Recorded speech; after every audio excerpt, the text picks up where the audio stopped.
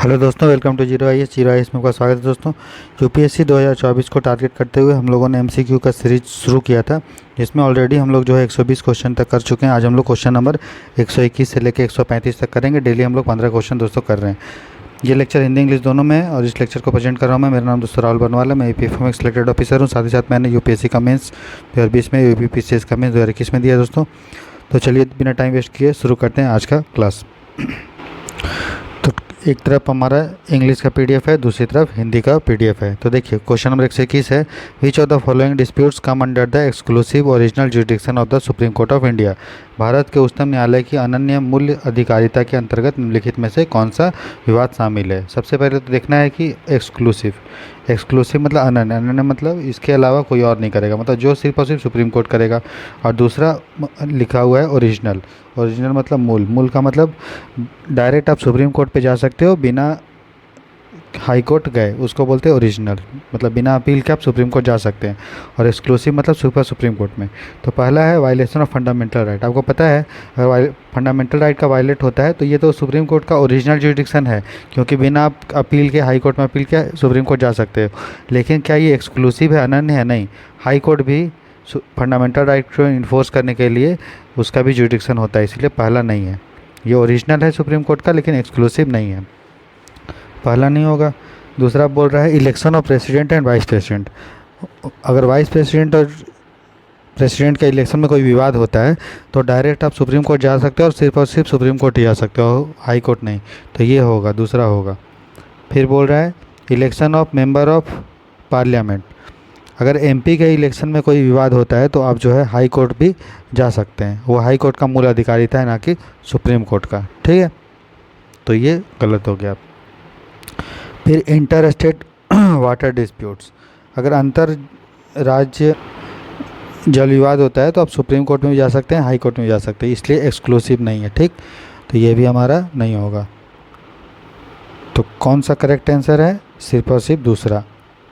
तो सही उत्तर हो गया सिर्फ दूसरा। ठीक है, तो 121 का आंसर हो गया बी। 122 क्वेश्चन है, consider the following statement regarding the joint sitting of the parliament. संसद की संयुक्त बैठक के संदर्भ में हमें प्रश्न है। तो ज्वाइंट सिटिंग क्या होता है? आपको पता है कि लोकसभा और राज्यसभा दोनों जो है अलग अलग मिलता है, लेकिन जब दोनों साथ में मिलता है तब उसको बोलते हैं ज्वाइंट सिटिंग। ठीक है, और ज्वाइंट सिटिंग का जो हेड करता है संयुक्त बैठक का, वो करता है लोकसभा का स्पीकर, और लोकसभा का स्पीकर अगर नहीं है तो डिप्यूटी स्पीकर। राज्यसभा की तरफ से इसका जो है प्रिसाइड नहीं किया जाता है। ठीक है, तो पहला है it is an innovative parliamentary tool with its origin in the rules of procedure of Lok Sabha to resolve the legislative deadlock. तो बोल रहा है यह विधायी गतिरोध के निराकरण हेतु लोकसभा के प्रक्रिया नियमों से उत्पन्न एक नवाचारी संसदीय साधन है। पहला तो ये बात है कि जो ज्वाइंट सिटिंग का उल्लेख है वो भारत के संविधान के आर्टिकल नंबर 108 में है। ठीक है, तो ये लोकसभा के रूल्स में उल्लेख इसका नहीं है, तो ये हमारा गलत हो गया। दूसरा, it is presided over by the speaker of the Lok Sabha and in is absence by the chairman of the Rajya Sabha. मैंने बताया कि ज्वाइंट सिटिंग को लोकसभा के ही स्पीकर अध्यक्षता करेगा, या वो नहीं रहेगा तो फिर डिप्यूटी स्पीकर करेगा, और वो नहीं रहेगा तो फिर जो भी चुना जाएगा वो लोकसभा से ही चुना जाएगा। ठीक है, तो राज्यसभा का रोल जो है ज्वाइंट सिटिंग में प्रिसाइड करने में, अध्यक्षता करने में नहीं होता है, तो ये हमारा गलत है। फिर तीसरा है new amendments can not be proposed under any circumstances to the bill at a joint sitting of the two houses of the Indian parliament. तो देखिए ज्वाइंट सिटिंग जब होता है तो क्या होता है, कोई भी जब बिल होता है ना, लोकसभा और राज्यसभा जो ऑर्डिनरी बिल होगा, अगर इसमें कुछ दोनों में सहमति नहीं हो रहा है तो ज्वाइंट सिटिंग होता है। फिर साथ ही साथ ज्वाइंट सिटिंग तब भी होता है जब राष्ट्रपति जो है पहला अपना भाषण देता है इलेक्शन के बाद। ठीक है, तो जब भी ज्वाइंट सिटिंग होगा तो ऐसा नहीं है कोई बिल में अमेंडमेंट नहीं प्रपोज किया जा सकता है। ज्वाइंट सिटिंग जब भी होगा तो एमपी लोग जो है उस बिल पे जिस पे डेडलॉक है उसको अमेंडमेंट प्रपोज कर सकते हैं, तभी तो डेडलॉक रिजॉल्व होगा, है ना। तो इसलिए ये भी हमारा गलत है। तो कौन सा सही है? तो आंसर हो जाएगा डी, उपयुक्त में से कोई नहीं। तो 122 का आंसर हो गया डी। क्वेश्चन नंबर 123 देखते हैं।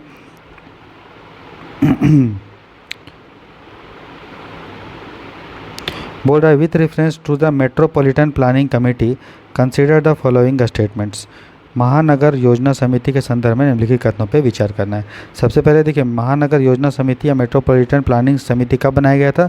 जब 74th अमेंडमेंट एक्ट 1992 में हुआ था तो अर्बन लोकल बॉडी क्रिएट किया गया था और उसी में मेट्रोपॉलिटन प्लानिंग समिति बनाया गया था। हम लोगों ने संविधान में आर्टिकल नंबर 243 ZE के तहत जो है मेट्रोपॉलिटन प्लानिंग समिति बनाया है, ठीक है, जिसका काम होता है कि जो महानगर है उसके बारे में योजना बनाना, ठीक है। तो उसके बारे में प्रश्न पहला है, members elected to the metropolitan planning committee are chosen from the panchayat and municipality within the metropolitan area. तो सही बात है, जो महानगर योजना समिति, अब चूँकि महानगर है तो इसमें आपका क्या आएगा, पंचायत के भी सदस्य आएंगे और जो है महानगर का भी क्षेत्र आएगा, पंचायत और नगर पालिका। तो इनका जो भी प्लान होगा उस महानगर में, उनका प्लान बनाने का काम करता है मेट्रोपॉलिटन प्लानिंग समिति, और इसमें जो है पंचायत से भी सदस्य होते हैं और म्यूनसिपालिटी से भी होता है, ठीक। तो पहला है सही। उसके बाद दूसरा है, the development plans formulated by the metropolitan planning samiti should be sent to the union government for approval. देखिए, अर्बन लोकल बॉडी जब भी बनाया गया है या पंचायती राज बनाया गया है, मतलब लोकल सेल्फ गवर्नमेंट, उसमें सेंट्रल गवर्नमेंट का उतना खास रोल नहीं है। तो जो भी डेवलपमेंट प्लान बनाता है मेट्रोपॉलिटन प्लानिंग समिति, उसको स्टेट गवर्नमेंट के साथ भेजते हैं, क्योंकि लोकल सेल्फ गवर्नमेंट जो है, ठीक है, लोकल सेल्फ गवर्नमेंट जो है वो आता है स्टेट लिस्ट में, राज्य सूची में आता है, इसलिए उसमें सेंट्रल गवर्नमेंट का कोई रोल नहीं होता है। तो दूसरा हमारा गलत है। कौन सा सही है? तो सिर्फ और सिर्फ एक, ऑप्शन ए, ठीक है। तो 123 का ऑप्शन हो गया ए। क्वेश्चन नंबर 124 देखते हैं।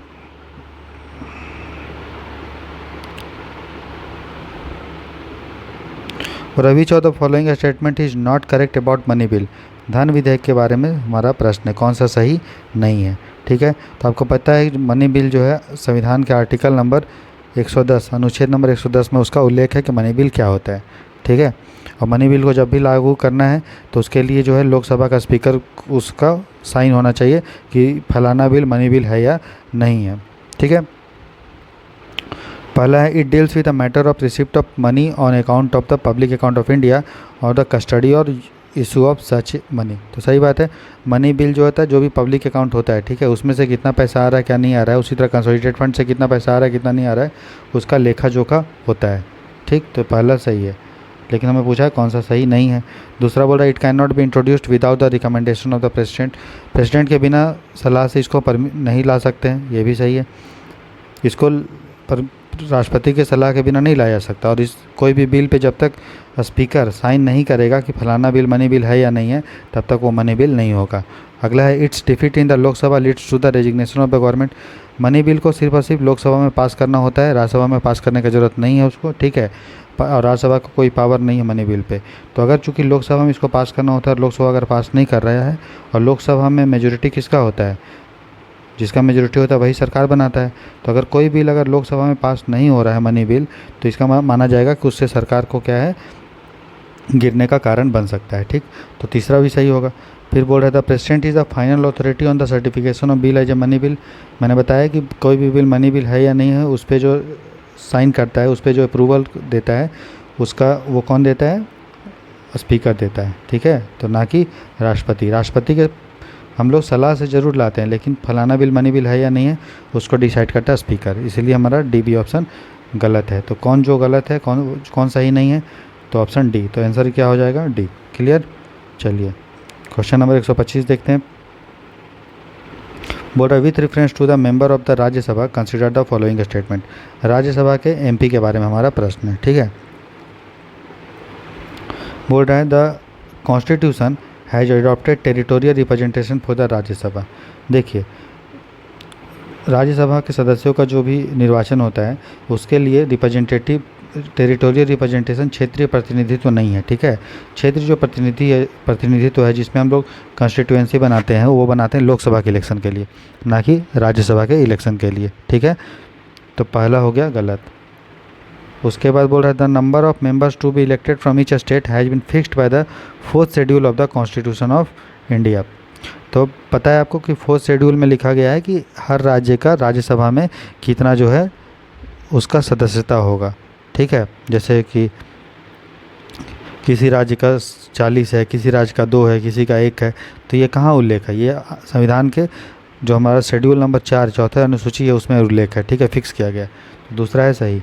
तीसरा है, बोल रहा है president nominate some members from the Anglo Indian community if the community is not adequately represented. देखिए, यदि आपको पता है कि लोकसभा में पहले क्या हुआ करता था कि एंग्लो इंडियन, 2 एंग्लो इंडियन को राष्ट्रपति जो है नॉमिनेट करता था लोकसभा में, ठीक है, लेकिन अब जो है इसको ख़त्म कर दिया गया है, ठीक। राज्यसभा में राष्ट्रपति जो है 12 लोगों को नॉमिनेट करता है, मनोनीत करता है, किस किस चीज़ से, किस फील्ड से, किस क्षेत्र से, आर्ट से, साइंस से, लिटरेचर से और सोशल सर्विस से। तो ये जो 4 फील्ड है, कला, विज्ञान, साहित्य और सामाजिक सेवा, उससे जो है 12 लोगों को राष्ट्रपति नॉमिनेट करता है, किसमें? राज्यसभा में। और लोकसभा में पहले 2 लोगों को एंग्लो इंडियन जो आंग्ल भारतीय होते थे उसको करता था, लेकिन इसमें बोल रहा है कि एंग्लो इंडियन को करता है राज्यसभा में, तो ये हमारा गलत है। किससे करता है? Art, science, literature, social service और कितने लोगों को? 12 लोगों को। तो कौन सा सही है दोस्तों? तो पहला, दूसरा हमारा गलत है, जो है ऑप्शन सही है सिर्फ केवल 2, ठीक है। चलिए क्वेश्चन नंबर 126 देखते हैं। बोल रहा है which of the following functional items are placed within the purview of the panchayat as per the 11th schedule. आपको पता है कि 11वां अनुसूची में हम लोगों ने पंचायती राज सिस्टम बनाया है और 12वां अनुसूची में हम लोगों ने अर्बन लोकल बॉडी बनाया है, शहरी निकाय, ठीक है। तो 11वां अनुसूची जब हम लोगों ने ऐड किया पंचायती राज को, तो उसके साथ उसको कुछ फंक्शन भी दिया, उसको कार्य क्षेत्र भी दिया। तो 11th शेड्यूल में टोटल 19 क्षेत्रों में हम लोगों ने पंचायत को, 29 क्षेत्रों में पंचायत को क्या दिया? काम दिया, जिसमें बहुत सारा चीज़ है, जिसमें आपका रूरल हाउसिंग है, ग्रामीण आवासन, वोकेशनल एजुकेशन, व्यावसायिक शिक्षा भी है, पब्लिक डिस्ट्रीब्यूशन सिस्टम, सार्वजनिक वितरण प्रणाली भी है, implementation of the land record, भूमि सुधारों का क्रियान्वयन भी, ये सब है। तो सही उत्तर कौन सा है इसमें? इसमें सही उत्तर है 1, 2, 3 और 4, ठीक है। तो 126 का आंसर हो जाएगा ऑप्शन सी।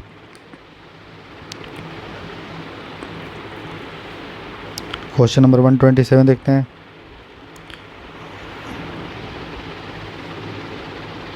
बोल रहा है with reference to the gram सभा कंसिडर द फॉलोइंग स्टेटमेंट। आपको पता है कि हम लोगों ने जब 73rd अमेंडमेंट एक्ट चेंज किया संविधान में, तो पंचायती राज बनाया, उसमें हम लोगों ने ग्राम सभा भी बनाया, ठीक है, आर्टिकल 243 के तहत, ठीक है। तो ग्राम सभा में जितने भी उस गांव के, ठीक है, 18 साल से ऊपर के लोग होते हैं, एडल्ट होते हैं, उनका एक बॉडी होता है जिसको बोलते हैं ग्राम सभा। ग्राम सभा क्या होता है? जितना भी बिल्स होता है, बिल है या कुछ भी मुद्दा है, प्लानिंग है, उस पर डिस्कशन करता है पंचायत का, ठीक है। और उसके जो सदस्य होते हैं वो डायरेक्टली जो है लोगों के द्वारा नॉमिनेट किए जाते हैं, ठीक। चलिए, और उसमें सभी जितने भी वयस्क लोग होते हैं उस गांव के, सभी उसको रिप्रेजेंट करते हैं। तो पहला है it is a body consisting of all adult resident of A village comprised with in the area of the panchayat.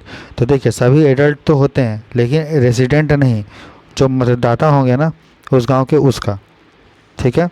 तो जितने भी पंजीकृत मतदाता हैं, ठीक है, उस गांव के उसके लोग होते हैं, और वो क्या होना चाहिए? एडल्ट होना चाहिए, 18 साल से कम।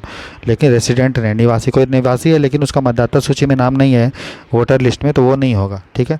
इसलिए पहला गलत है, ठीक है। बोल रहा है its mandate and function are decided by the members of the village panchayat. देखिए, इसका जो भी इसका कार्य क्या होगा, इसका अधिदेश क्या होगा, वो सभी चीज़ डिसाइड करता है, मेंबर डिसाइड नहीं करता है। वो डिसाइड करता है कि हमने बताया था कि जो लोकल सेल गवर्नमेंट है उसको फंक्शन क्या दिया जाएगा, क्या नहीं दिया जाएगा, वो सभी चीज़ डिसाइड करने का काम है राज्य सरकार को और स्टेट गवर्नमेंट को, ठीक है। तो उसी तरह से ग्राम सभा क्या काम करेगा, क्या नहीं करेगा, वो डिसाइड करेगा उस राज्य का विधानसभा, स्टेट लेजिस्लेचर डिसाइड करेगा, ना कि गांव के सदस्य, ठीक है। इसलिए दूसरा भी हमारा गलत है। तो कौन सा सही है? ना तो 1 सही है, ना तो 2। तो 127 का आंसर हो जाएगा डी, ठीक है। चलिए क्वेश्चन नंबर 128 देखते हैं। Board with reference to the appellate jurisdiction of the supreme court to grant a special leave consider the following statement. उच्चतम न्यायालय की विशेष अनुमति प्रदान करने की अपीलीय अधिकारिता के संदर्भ में निम्नलिखित कथनों पर विचार करना है। देखिए, सुप्रीम कोर्ट जो होता है वो स्पेशल लीव देता है। स्पेशल लीव आर्टिकल जो है 136 के तहत दिया जाता है, ठीक है।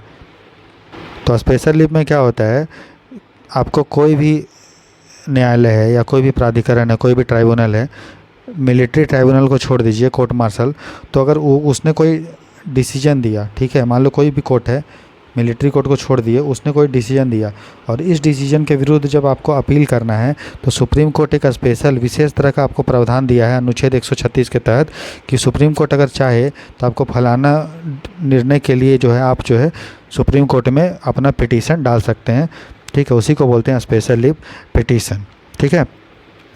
तो उसकी को लेके क्वेश्चन है, बोला it is a discretionary power of the supreme court. सही बात है, मैंने बताया कि सुप्रीम कोर्ट के इच्छा पे डिपेंड करता है कि वो आपका पिटीशन स्वीकार करेगा या नहीं करेगा, तो ये हमारा सही है।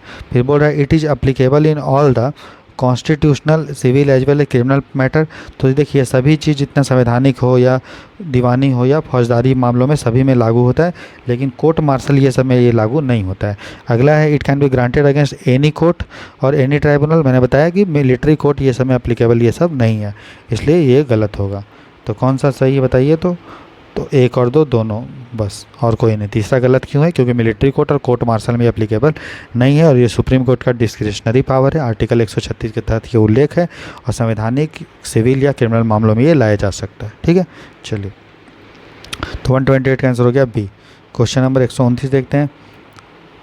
बोल रहा है which of the following parties can be recognise as a national party. मैंने जब आपको पॉलिटिकल पार्टी पढ़ाया था तो आपको दिया था कि 6-4-4-2-3-4, मतलब कोई भी पार्टी जिसका 6% वोट हो, 4 राज्य में हो, 4 सीट हो, या 4 राज्यों में स्टेट पार्टी हो, या 2% वोट मिला हो 3 राज्यों से, तो उसको जो है स्टेट नेशनल पार्टी का दर्जा मिलता है, ठीक है। तो पहला है कि 4 राज्यों में वो स्टेट पार्टी होना चाहिए तब। तो बोल रहा है party that is recognise state party in 3 state. देखिए 3 स्टेट नहीं है, कितने स्टेट है? 4 स्टेट में। अगर कोई पार्टी 4 राज्य में राज्य स्तरीय पार्टी है तो वो नेशनल पार्टी बन सकती है, ठीक है। तो ये हमारा गलत होगा। फिर वो यहाँ पे क्योंकि 3 राज्य लिखा है, बोल रहा है party that win 6 seats in the Lok Sabha with candidate from 6 different states, ठीक है। ये भी गलत है क्योंकि 6% वोट हो, ठीक है, कितने राज्यों से?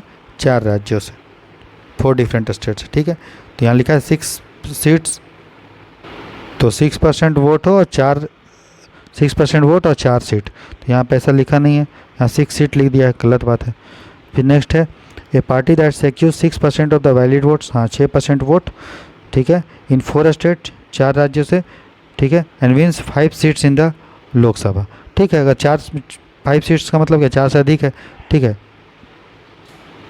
तो ये हमारा होगा जी, यहाँ पे होना चाहिए 4 सीट, ठीक है। यहाँ पे आप 4 सीट्स कर लिए, सुधार लीजिए इसको, 4 सीट्स कर लीजिए, ठीक है, तब जाके ये सही हो जाएगा। 5 सीट नहीं है, 4 सीट है। फिर बोल रहे party that wins 2 seats each in 4 state at a general, तो 2 सीट हो लेकिन 3 राज्य से हो, ठीक है। तो यहाँ लेकिन लिख दिया है 2 सीट्स ईच इन 4, ईच नहीं है, 2% वोट हो, सीट हो और 3 राज्य से हो, ठीक है, तब जाके होगा। तो ये भी हमारा गलत है। तो क्राइटेरिया क्या है कोई भी पार्टी को नेशनल पार्टी का? पहला ये कि वो 4 राज्यों में स्टेट पार्टी होना चाहिए, या अब सब कंडीशन अलग अलग है, ठीक है, या 4 राज्यों में स्टेट पार्टी हो तब हो सकता है, या उसको 6% वोट मिला हो, 4 राज्य से मिला हो, 4 सीट मिला हो तब, या 2% वोट मिला है 3 राज्य से, ठीक है, तब। तो 129 का आंसर हो जाएगा सी। यहाँ पे आप सिर्फ जो 5 लिखा हुआ है, 5 के यहाँ पे देखिए 4 सीट लिखा है तो ये सही है यहाँ पे, लेकिन यहाँ पे 5 लिख दिया है इंग्लिश वाले में, तो इसको आप 4 कर लीजिए, ठीक है। तो 129 का आंसर हो जाएगा सी। क्वेश्चन नंबर 130 देखते हैं। Board with reference to the inter state council consider the following statement. अंतर्राज्य परिषद के संदर्भ में निम्नलिखित कदम पर विचार करना है। आपको पता है इंटर स्टेट जो काउंसिल है दोस्तों, आर्टिकल नंबर 263 के तहत इसको बनाया जाता है, जो एक कॉन्स्टिट्यूशनल बॉडी है। इसका स्थापना जो है सेंटर और स्टेट में कोऑर्डिनेशन डेवलप करने के लिए किया गया था, ठीक है। बोला it is a permanent institution to effect coordination between the state and centre and states, ठीक है। तो देखिए पहली बात तो ये परमानेंट कॉन्स्टिट्यूशन नहीं है, ठीक है, इसका स्थापना जो है राष्ट्रपति करता है, ठीक है, जब उसको ज़रूरत पड़ेगा तब, तो ये परमानेंट नहीं है। उसके बाद it is establish by the president of India, सही बात है। फिर बोल रहा है बीइंग ए कॉन्स्टिट्यूशनल बॉडी इस डिसीजन और बाइंडिंग। देखिए संवैधानिक संस्था जरूर है, ठीक है, लेकिन इसका निर्णय जो है बाध्यकारी नहीं है, बाइंडिंग नहीं है, ये एक एडवाइजरी बॉडी, सलाहकारी बॉडी के रूप में काम करता है और इसका जो अध्यक्ष होता है वो होते हैं भारत के प्रधानमंत्री। और इसको बनाता है कौन है? राष्ट्रपति बनाता है। एक संवैधानिक संस्था है, अनुच्छेद नंबर 263 के तहत बनाता है, ठीक है। और ये परमानेंट संस्था नहीं है, जब ज़रूरत पड़ेगा राष्ट्रपति को तब बनाता है। और पहला बार ये 1990 में बना था। क्लियर? ठीक है, तो ये हमारा गलत है। अब कौन सा सही है? तो सिर्फ और सिर्फ दूसरा सही है, इसलिए आंसर हो जाएगा 130 का सी। क्वेश्चन नंबर 131 देखते हैं। नेक्स्ट क्वेश्चन दोस्तों 131, ठीक है। बोला consider the following statement regarding the pardoning power of the president. मैंने प्रेसिडेंट आपको ऑलरेडी पढ़ा दिया है। आपको अगर कुछ डाउट है पॉलिटी में, ठीक है, तो आप पॉलिटी का प्लेलिस्ट है 0IS पे, मैं शेयर कर दूंगा उसको कमेंट सेक्शन में। आप उसको देख के अगर पूरा कर लेंगे तो पॉलिटी से आपको कोई भी क्वेश्चन आएगा दिक्कत नहीं होगा बनाने में, ठीक है। एक बार आप उसको देख लीजिए, थोड़ा थोड़ा करके देखिए और क्वेश्चन भी प्रैक्टिस करते जाइए जो मैं करवा रहा हूँ।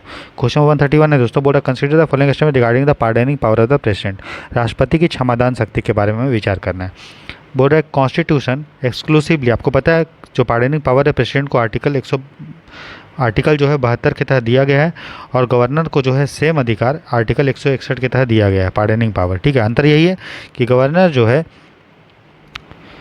मृत्युदंड को नहीं कर सकता है क्षमा, ठीक है, बाकी सब चीज़ के लिए कर सकता है, ठीक है। तो exclusively power to grant pardons to convicted person, ठीक है, एक्सक्लूसिव तो पावर नहीं है क्योंकि गवर्नर को भी क्षमादान का शक्ति दिया गया है, ठीक है। सिर्फ मृत्युदंड में नहीं दे सकता है, बाकी चीज़ में दे सकता है, ठीक। तो पहला होगा गलत, ठीक है। फिर बोल रहा है pardoning power of the president does not extend to punishment by the court martial, ये भी गलत है। राष्ट्रपति का जो पार्डनिंग पावर है वो मिलिट्री कोर्ट जो होगा, वो अगर कोई सज़ा दिया है, कोर्ट मार्शल हुआ है किसी व्यक्ति का, तो उसके विरोध में अगर वो राष्ट्रपति के पास जाता है क्षमा का प्रार्थना लेके, तो राष्ट्रपति उसको कर सकता है, ठीक है। तो ये हमारा दूसरा भी गलत है, ठीक। कौन सा सही है दोस्तों बताइए, कौन सा करेक्ट है? ना तो एक सही है ना दो, इसलिए 131 का आंसर हो जाएगा डी। क्वेश्चन नंबर 132 देखते हैं। बोल रहा है with reference to the leader of the house consider the following statement. Leader of house पे हमारा प्रश्न है दोस्तों, ठीक है। लीडर ऑफ सदन के नेता कौन होता है, ठीक है।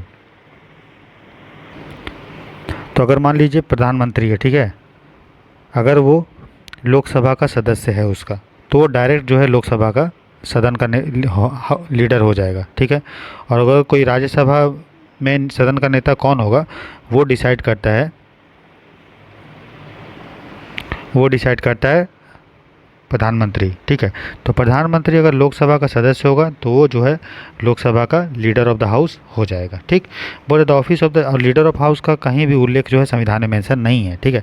तो बोल रहे the office of the leader of the house is mention in the constitution of India, नहीं, कहीं उल्लेख नहीं है भारत के संविधान में, कहीं भी सदन के नेता पद का उल्लेख नहीं है, इसीलिए जो है ये गलत है। फिर बोल रहा है any member of the house who is nominated by the prime minister can be act as the leader of the house. देखिए प्रधानमंत्री नॉमिनेट करेगा तो वो बनेगा लीडर ऑफ हाउस, ये सही बात है, लेकिन वो कोई सदस्य नहीं होना चाहिए, वो कौन होना चाहिए? कोई मंत्री। तो याद रखिएगा, अगर आपको लीडर ऑफ हाउस बनना है, ठीक है, तो प्रधानमंत्री उसको जरूर बनाएगा, लेकिन वो एक मंत्री होना चाहिए, ना कि सदस्य। और अगर कोई प्रधानमंत्री अगर लोकसभा का सदस्य है तो वो लोकसभा का लीडर ऑफ हाउस बन जाएगा, लोकसभा का सदन का नेता बन जाएगा। और राज्यसभा का अगर सदन का नेता बनाना है प्रधानमंत्री को किसी को, तो वो एक मंत्री होना चाहिए। बात समझ में आया? चलिए, तो इसीलिए हमारा पहला भी गलत और दूसरा भी गलत होगा, ठीक है, क्योंकि वो एक सदस्य नहीं होना चाहिए, एक मंत्री होना चाहिए। 132 का आंसर हो जाएगा डी, ना तो एक सही है ना तो दो। अब हम लोग क्वेश्चन नंबर देखते हैं दोस्तों 133, ठीक है। बोल रहा है in the context of the Indian parliament, ठीक है, भारत के संसद के संदर्भ में हमें विचार करना है। बोल रहा है casting vote refers to voting power exercised by the. देखिए कास्टिंग वोट क्या होता है? जब वोट बराबर होता है, जब वोट बराबर हो जाता है, मान लो कोई सदन है लोकसभा में जिसके हाँ में भी सेम है और ना में भी सेम है, दोनों में बराबर बराबर लोग हैं, उस समय स्पीकर जो है अपना कास्टिंग वोट एक्सरसाइज करता है। लोकसभा के केस में स्पीकर और राज्यसभा के केस में चेयरमैन, तो उसको हम लोग बोलते हैं कास्टिंग वोट। तो निर्णायक मत, नाम से ही पता चल रहा है निर्णायक मत होता है, निर्णय करेगा दोनों, चूँकि कोई बिल है जिसमें हाँ में भी बराबर लोग हैं, ना में भी बराबर लोग हैं, तब क्या होगा? निर्णय क्या होगा? हाँ वाला होगा स्वीकार या ना वाला। तब उस समय जो अध्यक्ष होता है, पीठासीन अधिकारी होता है लोकसभा का या राज्यसभा का, वो डिसाइड करता है अपना vote.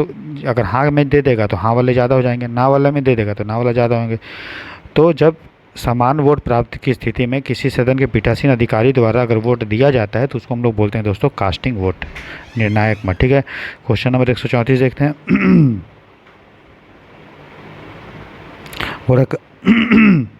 Consider the following statement regarding A district planning committee. जिला योजना समिति के संदर्भ में हमें विचार करना है। तो जिला योजना समिति जो है बनाया गया था जब हम लोगों ने 73rd अमेंडमेंट एक्ट दोस्तों किया था तब। क्यों, किस लिए? तो प्लानिंग करने के लिए। ठीक है, तो बोल रहे it is mandatory for every state to constitute a district planning समिति। तो संविधान का जब 73वां संविधान संशोधन किए थे तो उसमें मैंडेटरी किए थे कि हर राज्य जो है वो डिस्ट्रिक्ट प्लानिंग समिति बनाएगा, जिसमें गांव के भी लोग होंगे और शहर के भी लोग होंगे। ठीक है, जिसका काम ये है कि पंचायत जो भी प्लान बनाए और म्यूनसिपालिटी जो भी प्लान बनाए दोनों को मर्ज कर देगा कौन? डिस्ट्रिक्ट प्लानिंग समिति। ठीक है, और ये मैंडेटरी था, तो ये हमारा सही है। फिर बोल रहा है all members of a district planning samiti are elected only by the elected members of the district panchayat and the municipality. ठीक है, सभी लोग इलेक्टेड नहीं होते हैं। ठीक है, डिस्ट्रिक्ट प्लानिंग समिति में जो होते हैं 4/5 मतलब 80% लोग जो है वो इलेक्शन होता है उनका, और बाकी लोग जो नॉमिनेटेड किए जाते हैं। ठीक है, तो इसलिए दूसरा गलत है, सभी लोग इलेक्टेड नहीं होते। तो कौन सा करेक्ट है? सिर्फ एक। ठीक है, क्वेश्चन नंबर 135 देखते हैं। Board with reference to the procedure of the supreme court consider the following statement. Supreme court जो है उच्चतम न्यायालय की प्रक्रिया के संदर्भ में हमें विचार करना है। Board constitutional cases are decided by a bench consisting of 3 और मोर जजेज। अगर संवैधानिक मामलों का विनिश्चय 3 या अधिक न्यायाधीशों वाली एक पीठ द्वारा किया जाता है। अगला है presidential references under article 143 are decided by a bench consisting of at least 5 जजेज। आपको पता है कि अनुच्छेद नंबर 143 के तहत जो राष्ट्रपति होता है वो कोई भी मामलों पे सलाह लेने के लिए मैटर को जो है सुप्रीम कोर्ट के पास भेज सकता है। ठीक है, कॉन्स्टिट्यूशनल बेंच तो ये तो सही है, और जिसमें कम से कम 5 लोग होने चाहिए। और जो कॉन्स्टिट्यूशनल केस होता है, ठीक है, उसमें कम से कम 5 जज होना चाहिए, ना कि 3, इसलिए पहला गलत है। तो 135 का जो सही आंसर है वो हो जाएगा ऑप्शन बी। ठीक है, तो इस तरह से दोस्तों हम लोगों ने आज 15 क्वेश्चन कंप्लीट किया है, क्वेश्चन नंबर 121 से लेके 135 तक। दोस्तों यूपीएससी प्रीलिम्स जो है 2024 वाला, ठीक है, चाहे वो यूपी पीसीएस हो या यूपीएससी प्रीलिम्स हो, सभी चीज़ों के लिए लगभग हमारे पास 11 महीने का टाइम है। ठीक है, अब नेक्स्ट ईयर मई में 2024 में ये एग्ज़ाम है, तो हम लोगों के पास अच्छा खासा 11 महीने का टाइम है। दोस्तों हम लोग का टारगेट है कि यूपीएससी प्रीलिम्स से होने से पहले या यूपी पीसीएस प्रीलिम्स होने से पहले 10,000 एमसीक्यू का प्रैक्टिस करना है, कम से कम, इससे ज़्यादा भी करेंगे। तो इसके लिए ज़रूरी है कि डेली हम लोग थोड़ा थोड़ा प्रैक्टिस कर रहे हैं। ठीक है, इसको धीरे धीरे हम लोग बढ़ाते जाएंगे, 15 से 20 से 25 से 30 क्वेश्चन करते जाएंगे और 10,000 एमसीक्यू हम लोग आसानी से कर लेंगे। इतना करने के बाद आपका तैयारी बहुत अच्छा होगा दोस्तों, आपका कॉन्सेप्ट क्लियर हो जाएगा, आपका लॉजिक सही हो जाएगा, आपको जो है क्वेश्चन पढ़ने का तरीका पता चल जाएगा, क्वेश्चन में गलतियां कम होगी, तो और आसानी से आप यूपीएससी प्रीलिम्स को निकाल लेंगे दोस्तों। ठीक है, तो God bless you, take care, पढ़ते रहें इसी तरह से मन लगा के, अपना ख्याल रखिए।